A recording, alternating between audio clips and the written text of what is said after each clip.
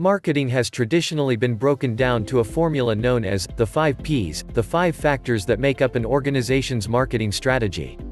If these are done consistently, well, and for a long enough period of time, these 5 factors also become part of their brand. So far, so good. But the problem is that no one can seem to agree on exactly which 5 Ps are important, so the list typically includes people, product, place, process, price, promotion, paradigm, perspective, persuasion, passion, positioning, packaging, and performance. Wow. Sounds complicated, huh? I'm going to try and simplify effective marketing into 5 moves, 5 concrete actions, that you can implement immediately. Your challenge: try one or more of these now. Move 1. Move up. Want to try something different? The next time you're speaking with a prospect, when the question of price comes up, double your normal price and see what happens. Am I crazy? Maybe, maybe not. The other side of the coin is that maybe you're crazy for not charging for value, but instead competing on price. Businesses that compete on price lose. Period.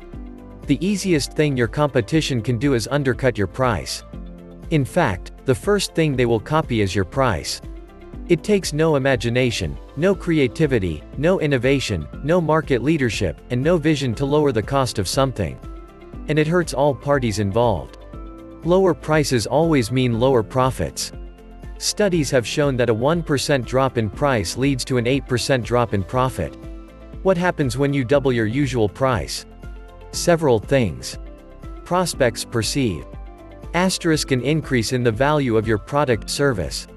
An increased level of prestige in owning, using your product, service. An increased level of trust in you, and all your other offerings, the halo effect.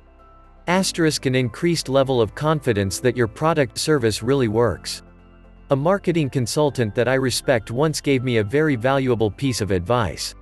She said, be expensive or, be free.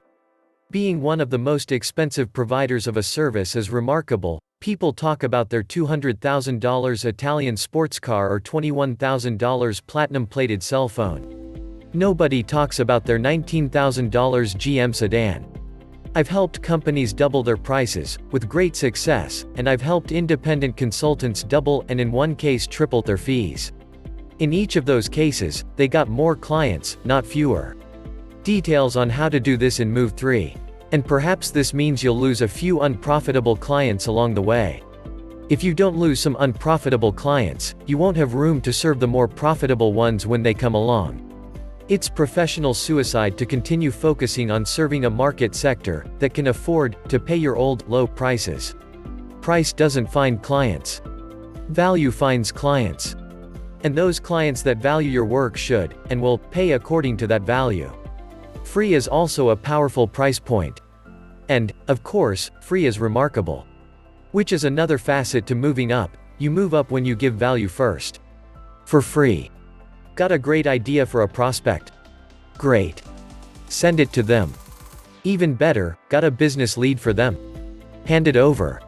Did you come across an article, a profile, or a piece of research that directly impacts their business? Clip it and mail it to the top person with a brief note. That prospect's door is now open. Move 2, move in. Moving in means moving closer to the customer. Live in their world, think about their problems, and think about their clients and prospects. What's the first step? Research. Preparation. Homework. Industry, regional, business, and company news is now at every salesperson's fingertips on the internet. If you're not intelligently researching your prospects' issues, challenges, and pressures, how can you possibly come in with a credible solution? Don't like sitting at the computer all day. An even better idea is to hit the street. Visit businesses, talk to your contacts in the fields you serve, get some first-hand information about what's going on in their world. What are their challenges, perspectives, obstacles, priorities? What are their dreams, their only ifs, and their biggest aspirations? Is this a lot of work? You bet. Do the majority of salespeople put in this kind of effort? No way. Which is exactly why you should. That brings us to Move 3. Move 3, move ahead. Moving ahead means going above and beyond what most salespeople are doing. It means putting in the work, Yes, the real, hard work, that makes the difference between being a peddler and being a partner. Want to move ahead? Start by avoiding doing things your prospects dislike. Here are the top 10 things salespeople do that buyers dislike according to a purchasing magazine survey. See if you or your sales team might be guilty of any of the following professional no-nos. 10. Failure to keep promises. 9. Lack of creativity. 8. Failure to make and keep appointments. 7. Lack of awareness of the customer's operation. What do you guys do here? 6. Taking the customer for granted. 5. Lack of follow-through. 4. Lack of product knowledge. 3. Overaggressiveness and failure to listen. 2. Lack of interest or purpose, just checking in. And the number one dislike, lack of preparation. You can also move ahead by charging more, remember move 1, and demonstrating the value of your product service with hard numbers. In his insightful book, How to Become a Rainmaker, author Jeffrey Fox calls this process dollarizing. Dollarizing is one of the most powerful sales techniques because once you show, with real numbers that your prospect will provide you with, the return on investment, how this much spent will generate this much savings, or profits, or sales, or new clients, or hours, etc., you basically shift the conversation from selling what you're selling to selling money. In my seminars, I do an exercise called the money machine that will help you spell this out in hard dollars, very clearly. The money machine goes one step further because you can use it monetize against * competing products, services. * the prospect doing nothing. * the prospect doing it themselves. * other things the prospect is already comfortable spending money on. For a free copy of my money machine worksheet, email me, david@unconsulting.com.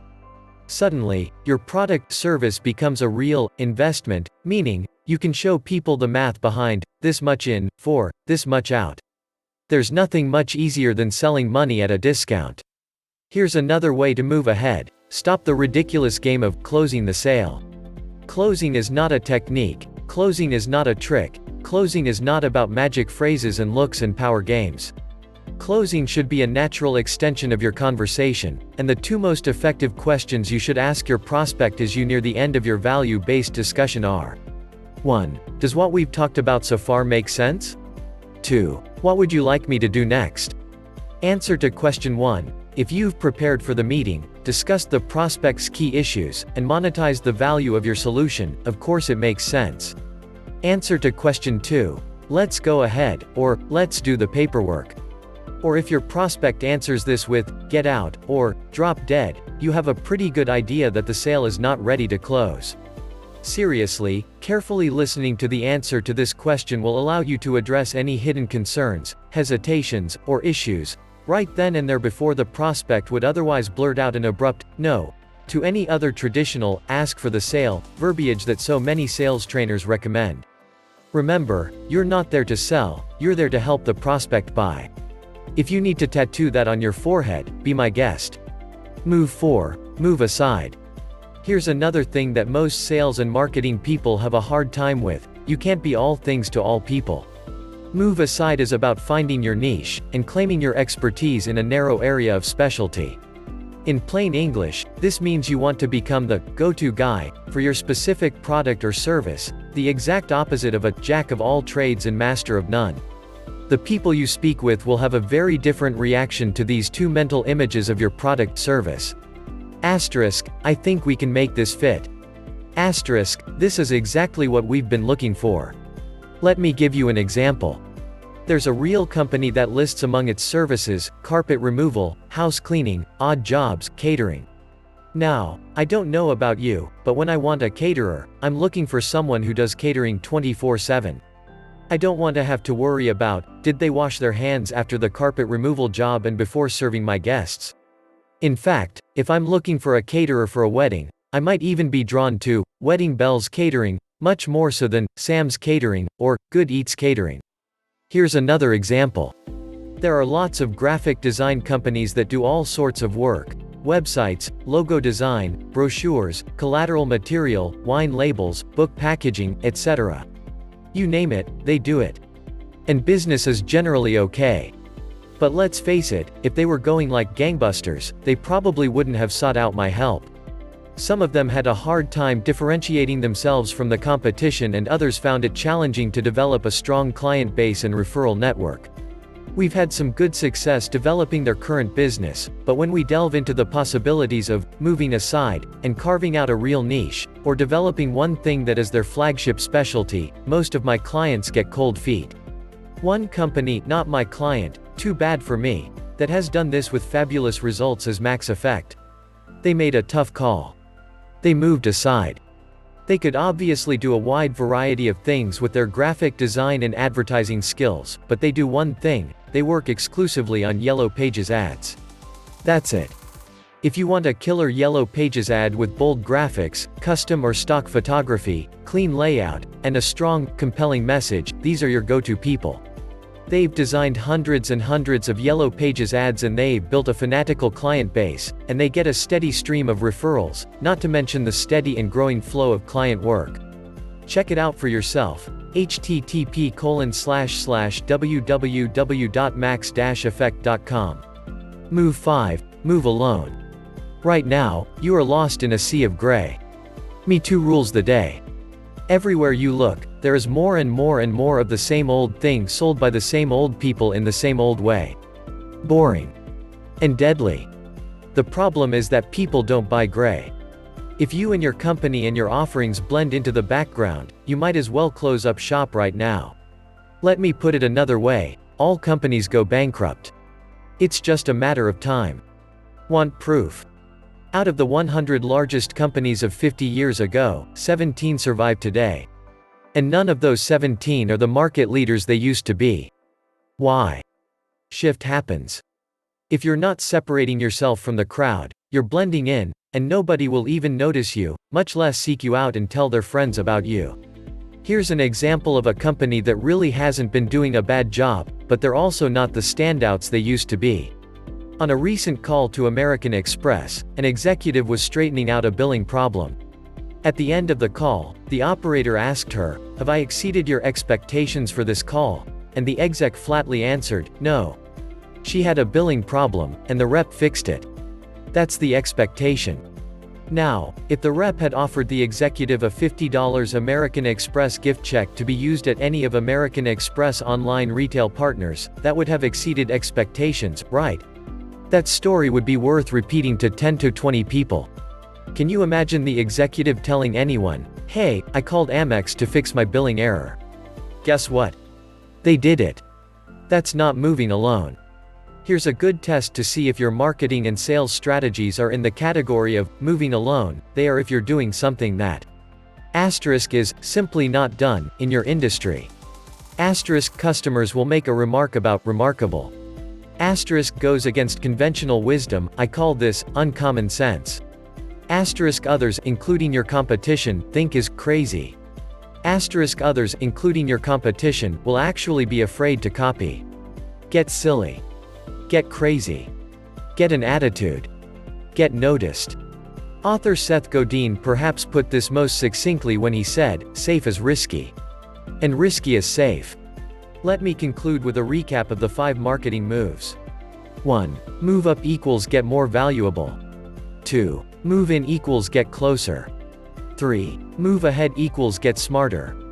4. Move aside equals get specialized. 5. Move alone equals get noticed.